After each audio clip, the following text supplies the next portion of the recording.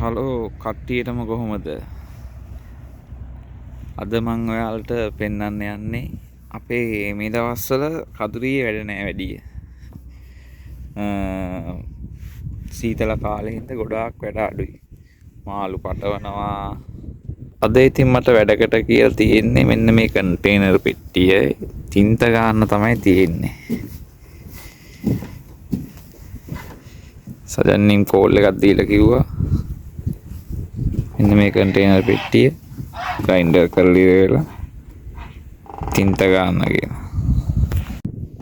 අපි යමු දැන් අපේ ආම්පන්න තියෙන කියන්නේ තින්ත ගන්න තියෙන බඩු දැල් ඊට පස්සේ ලනු තියෙන ගබඩාව බලන්න.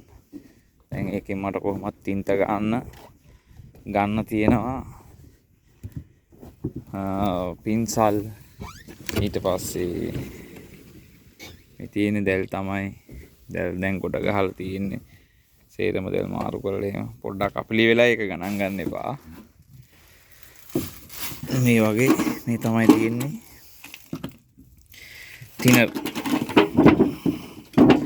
මේ තමයි තිනර් කෑන්.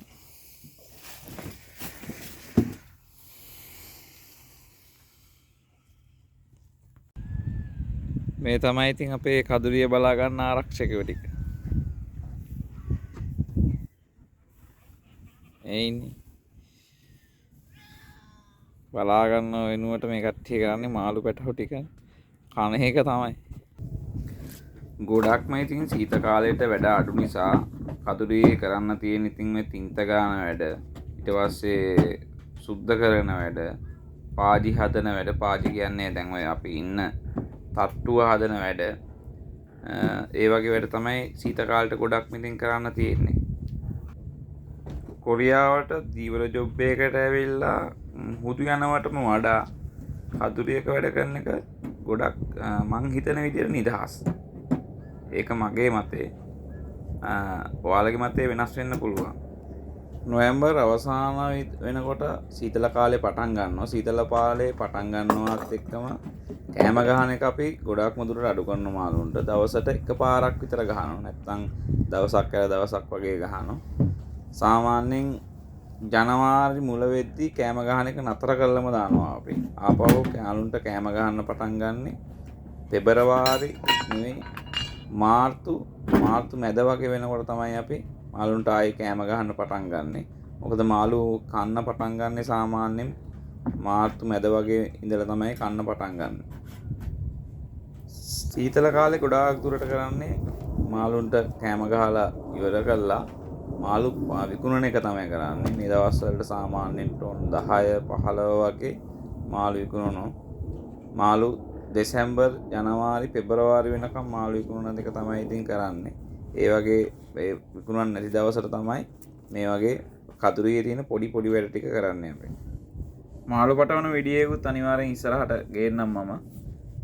ලංකාවෙන් කොරියාවට කවුරු හරි දීවර එන්න ඇග්‍රීමන්ට් එකක් ඇවිල්ලා තියෙනවා නම් ඒ ඇවිල්ලා තියෙන ඇග්‍රීමන්ට් එකේ කදුරි අංශිජ්ජන් තියෙනවා නම් කදුරි ගැන මොනවම හරි දැනගන්න තියෙනම් අනිවාර්යෙන් කමෙන්ට් එකක් දාගෙන යන්න.